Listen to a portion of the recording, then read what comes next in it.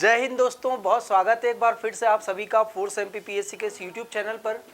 और आज हम एक बहुत महत्वपूर्ण विषय पर बात करने वाले हैं दोस्तों, और वो है निबंध का पेपर। देखिए, इसके ऊपर जितनी बातें हम लोग पहले भी कर चुके हैं उसी का ये एक तरीके से एक्सटेंशन है यहाँ पर। और मैं आप लोगों को काफ़ी सारी इंपॉर्टेंट चीज़ें बताने वाला हूँ जो ख़ास तौर से निबंध का पेपर होता है उसके लिए ज़रूरी है। देखिए, निबंध लिखना अपने आप में एक क्षमता होती है, एक योग्यता होती है। और मैंने अक्सर देखा है कि बच्चे, और हम लोगों ने भी क्या किया, स्कूल के समय पर हम लोग निबंध को रट के चले जाते थे, है ना। वंडर ऑफ साइंस का निबंध इंग्लिश में, विज्ञान के चमत्कार हिंदी में, और वही आ जाता था। यानी कि हम लोगों ने निबंध की तैयारी को कभी समझा ही नहीं है कि उसका क्या महत्व होता है और उसकी तैयारी का सही तरीका क्या होना चाहिए। और वहीं पर मैं आप लोगों को ध्यान दिलाने की कोशिश कर रहा हूँ, क्योंकि चाहे यूपीएससी हो या कोई भी स्टेट पीसीएस हो, चाहे वो एमपीपीएससी क्यों ना हो, इन सभी में निबंध का पेपर मुख्य परीक्षा का एक बहुत महत्वपूर्ण भाग होता है। और ज़्यादातर लोगों को यहाँ नंबर कम आते हैं। मैंने ऐसे लोगों को देखा है, पर्सनली जानता हूँ, जिन्होंने सिर्फ निबंध का पेपर ठीक कर लिया तो उनका बहुत अच्छी रैंक से सिलेक्शन हो गया। तो क्या वो चीज़ें हैं जो एक निबंध के पेपर में होना चाहिए या एक कैंडिडेट को आना चाहिए, एक कैंडिडेट को समझना चाहिए, जिससे निबंध के पेपर में अधिकतम अंक लाए जा सके। तो आइए हम लोग उन पे वन बाय वन बात करेंगे। सबसे पहले निबंध का क्या इंपॉर्टेंस है ये जानते हैं हम लोग। तो यदि मैं इस परीक्षा के से हट के अगर बात करूं तो ज्ञान की दृष्टि से निबंध का बहुत महत्व होता है, क्योंकि निबंध का अर्थ क्या होता है कि एक दिए गए विषय पर कितने व्यवस्थित तरीके से आप अपने विचार रख सकते हो।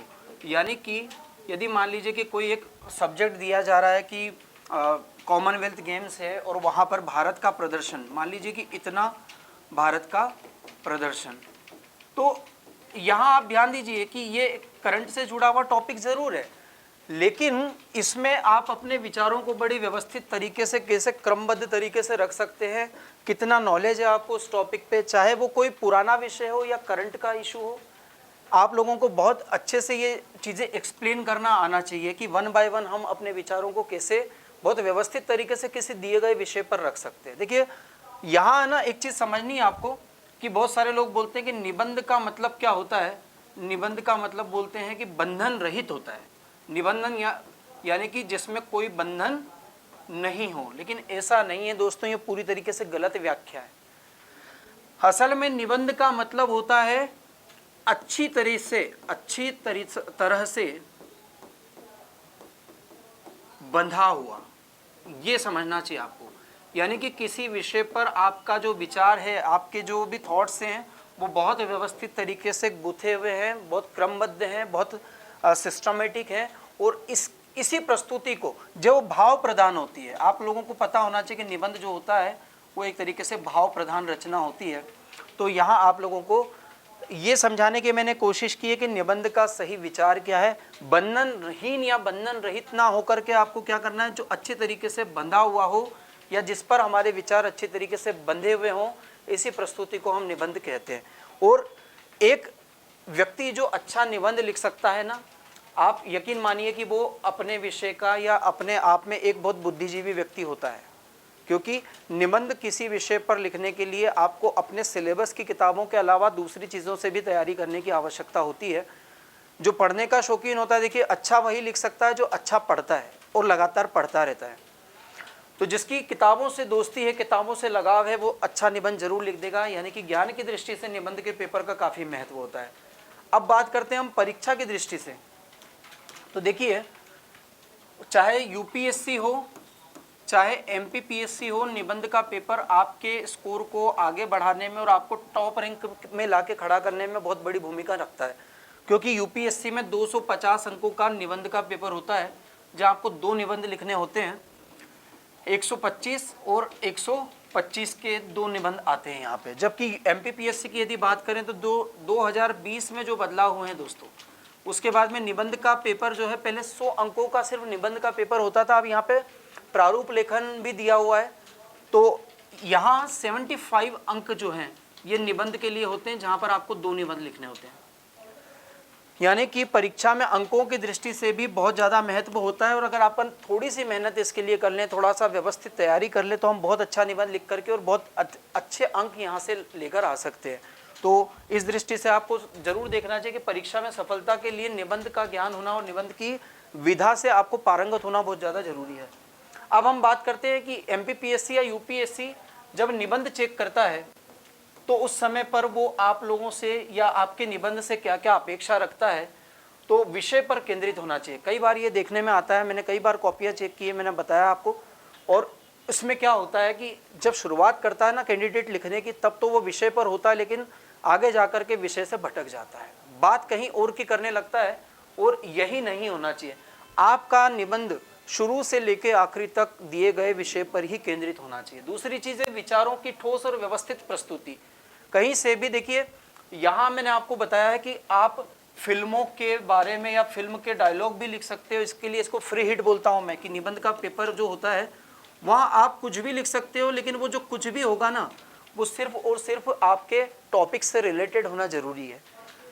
फिल्म की कोई बात, कोई कहानी लिख सकते हो आप यहाँ पर, है ना, किसी की कही हुई कोई कथन, इस प्रकार की सारी चीज़ें आप व्यवस्थित तरीके से अपने निबंध में रख सकते हैं, जिससे कि आपका निबंध क्या होता है, बहुत ठोस प्रस्तुति और एक रचनात्मकता आपके निबंध में दिखाई देने लगती है।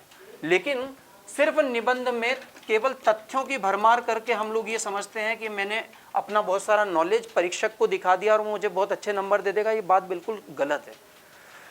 तथ्य और उदाहरण और ये सारी चीज़ें जो मैं बता रहा हूँ आप लोगों को, ये वहीं पर आपको इनका यूज़ करना चाहिए जहाँ पर इनकी ज़रूरत हो। ज़बरदस्ती का घुसाया हुआ नहीं होना चाहिए, इसलिए कहते हैं व्यवस्थित प्रस्तुति।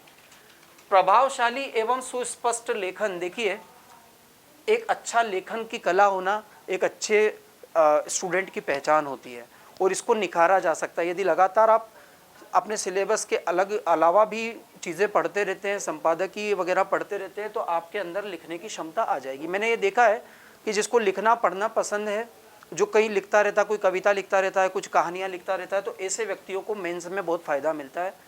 व्यवस्थित नंबर उनको आते हैं मेंस में और बहुत अच्छी रैंक उनको मिली है। आप निशांत जैन को देख सकते हैं, वो कवि हैं बेसिकली, लेकिन 13वीं रैंक हिंदी माध्यम के से वो लेकर आए हैं UPSC में। तो ये सारी चीज़ें हमें स्पष्ट कर देती हैं कि UPSC की आपसे क्या क्या अपेक्षाएं होती है। आगे बात करें तो निबंध वास्तव में होता क्या है, तो निबंध है ना हमारे व्यक्तित्व का दर्पण होता है। निबंध जिस व्यक्ति ने लिखा है, चाहे वो आपसे नहीं मिला है, लेकिन फिर भी उसके निबंध को पढ़ के आप समझ जाओगे कि उसकी सोच क्या है, उसका दृष्टिकोण कैसा है, वो समस्याओं में समाधान देखता है कि समाधान में समस्याएं देखता है ना, उसके क्या विचार हैं और उसकी अभिव्यक्ति की क्षमता, उसकी भाषा पर कितनी अच्छी पकड़ है और उसका लिखने का स्टाइल कितना रोचक है। मैं आपको बताऊं कि कुछ विद्वानों को जिनको मैं पढ़ना पसंद करता हूं, संपादकीय लगातार जिनके मैं पढ़ता हूं, जैसे मैं उदाहरण के लिए एक नाम बताऊं आपको, वेद प्रताप वैदिक। वेद प्रताप वैदिक जी का अक्सर जो है वो दैनिक भास्कर में आर्टिकल आता रहता है, और जैसे ही मैं उनका फोटो देख लेता हूँ मुझे समझ में आ जाता है आज मज़ा आने वाला है। क्यों? क्योंकि मैं उनकी शैली समझता हूँ। वो बातों बातों में, मजाक में, व्यंग के रूप में इतनी गंभीर से गंभीर बात को कह देते हैं कि जो आसान नहीं होता है एकदम से समझाना लोगों को, लेकिन उनके पास वो ज़बरदस्त शैली है दोस्तों। निबंधता, अभी मैंने कहा कि निबंध में एक फ्लो होना चाहिए, एक बहाव होना चाहिए। निबंध की भाषा ऐसी होनी चाहिए जिसमें ऐसा नहीं लगे कि एक बात समाप्त होकर दूसरी बात शुरू हो गई है। हर एक नया पैराग्राफ आपकी बात को आगे बढ़ाता बढ़ाता बढ़ाता दिखाई देना चाहिए। विज्ञान नहीं कला होता। देखिए निबंध में कलाकारी की ज़्यादा आवश्यकता होती है, इसलिए मैंने कहा था कि यहाँ एक जो सूत्र मैंने आप लोगों को शायद पहले भी बताया होगा कि हमें फिल्मों को, है ना, जो फिल्में होती है, फिल्मों को पढ़ें, ये मंत्र आपको बहुत काम में आएगा, क्योंकि फिल्में समाज का दर्पण होती है और जो निबंध आते हैं, जो विषय, जिन विषय पर आते हैं, वो भी समाज से ही रिलेटेड होते हैं। तो यदि ये कला हमारी तैयारी में शामिल हो गई ना कि हम फिल्मों को पढ़ना जानते हो, यानी कि अगर मैं आपको उदाहरण देके बताऊं कि यदि हमने मेरी कॉम की फिल्म देखी है तो उसमें हमने मेरी कॉम का संघर्ष देखा है। यदि महिलाओं के खेलों में भूमिका, भारत में महिलाओं की खेलों में क्या भूमिका है, क्या स्तर है, अगर इस पर कोई निबंध आ जाए आपको, तो आप वहाँ से बहुत सारी चीज़ें उठा सकते हो। है ना। आपने धोनी की फिल्म देखी है, वहाँ से कई सारी चीज़ें आप उठा सकते हो। आपने मिल्खा सिंह की फिल्म देखी है, आपने इस प्रकार की मोटिवेशनल जो फिल्में होती है वहाँ से बहुत सारी चीज़ें मिलती है दोस्तों। और इसके अलावा किसी की कही हुई बात, कोई उदाहरण और कोई करंट में चल रहा कोई मुद्दा, जैसे अभी आप देखेंगे कि धर्म को लेकर के या सांप्रदायिकता को लेकर के बहुत सारी घटनाएं देश में घट रही है, तो वहाँ से अब यहाँ पर जो कला है ना, वो कला क्या है, मधुमक्खी बनने की कला है। यानी कि एक स्टूडेंट को जो अच्छा निबंध लिखना चाहता है उसको अपनी शैली को चेंज करना चाहिए, अपनी तैयारी को मधुमक्खी की तरह बनाना चाहिए। यानी कि सिर्फ एक सब्जेक्ट पर आप अलग अलग जगह से आपने कहाँ से क्या क्या ज्ञान अर्जित किया, वो सारा एक ही निबंध में आपको डालना पड़ेगा। जैसा काम मधुमक्खी करती है कि वो सारे फूलों से रस को लेकर आती है और लाकर एक छत्ते में एकत्र करती है। तो ये चीज़ें आप लोगों को समझनी चाहिए। ये चीज़ बहुत इंपॉर्टेंट है कि आप जब निबंध लिख रहे हो ना, तो आप इंटेलिजेंट लोगों के लिए निबंध नहीं लिख रहे हो ऐसे सोच के निबंध लिखिए। आप निबंध लिख रहे हो सामान्य पढ़े हुए लोगों के लिए, है ना, एक आम जनता के लिए, आम लोगों के लिए आप निबंध लिख रहे हो। ऐसी सिंपल सी भाषा, ऐसी साधारण सी शैली आपकी होना चाहिए, वो निबंध ज़्यादा इंपॉर्टेंट होता है। प्लस आपको इनका अंतर समझना चाहिए कि जीएस में और निबंध में क्या अंतर होता है। इसीलिए मैंने इसको कहा सामान्य अध्ययन वर्सेस निबंध। यानी कि हम सामान्य अध्ययन की शैली को निबंध में अप्लाई नहीं कर सकते, लेकिन सामान्य अध्ययन के बिना निबंध भी अच्छा नहीं लिखा जा सकता। जैसे हम लोग जीएस के पेपर में उत्तर लिखते हैं ना, वैसे के वैसे ही निबंध यदि हम लिखेंगे तो हमको निबंध का मतलब ही नहीं पता है फिर तो, ये समझिए। क्योंकि निबंध एक रचना प्रधान होता है, एक भाव प्रधान रचना होती है, जबकि जो सामान्य अध्ययन होता है ये फैक्ट पर बेस्ड होता है सिर्फ। तो ये चीज़ भी आप लोगों को ध्यान में रखनी चाहिए। अच्छे निबंध के क्या गुण होते हैं, तो विषय की अनुकूलता, यानी कि विषय पर ही रहे हमेशा। कसी हुई बनावट, यानी कि निबंध में कहीं पर भी ऐसा नहीं लगना चाहिए कि फ्लो टूट रहा है। जिस तरीके से हम कोई फिल्म को देखते हैं और बीच बीच में कोई सीन हमको बोर करते हैं, बीच में कोई गाना डाल दिया तो हमारा फ्लो टूट जाता है ना, हमारा इंटरेस्ट खत्म हो जाता है, वैसा ही कुछ यहाँ होता है। और इसके लिए आपको 3 चीज़ों पर ध्यान देना चाहिए। सबसे पहले आप विषय की शुरुआत में ही उसको स्थापित कीजिए कि मैं किस बारे में निबंध लिख रहा हूँ। फिर आगे जाके आप उस विषय को विभिन्न उदाहरणों के माध्यम से आगे बढ़ाइए और फिर उस विषय का आप व्यवस्थित तरीके से समापन कीजिए। यानी कि इन तीनों चीज़ों को आपको अपने निबंध में यथास्थान बहुत अच्छे से समझाते हुए निबंध को लिखना चाहिए। तर्क और भावना में यहाँ संतुलन होना चाहिए, क्योंकि देखिए बिल्कुल भावना प्रधान जरूर है ये, लेकिन ऐसी अतार्किक बातों का भी यहाँ पर उल्लेख नहीं करना है आपको कि जो बिल्कुल अतार्किक लगे और ज़्यादा ही भावना की बात हो जाए फिर वहाँ पे। तो इनके बीच में एक संतुलन बनाते हुए चलना चाहिए। और रसमयता, जब आप किसी का कथन बोल देते हो या आप किसी की कोई कहानी से आप निबंध लिखते हो। मैं अपने मेंस को याद करता हूँ तो मैंने एक बार निबंध क्वेश्चन आंसर के फॉर्म में बनाया था कि मैं ही प्रश्न उठा रहा हूँ और मैं ही उसका जवाब दे रहा हूँ। ये एक नई शैली है निबंध को लिखने की, जिससे क्या रहता है, एक रसमयता यानी कि इंटरेस्ट बना रहता है निबंध का पढ़ने वाले के मन में।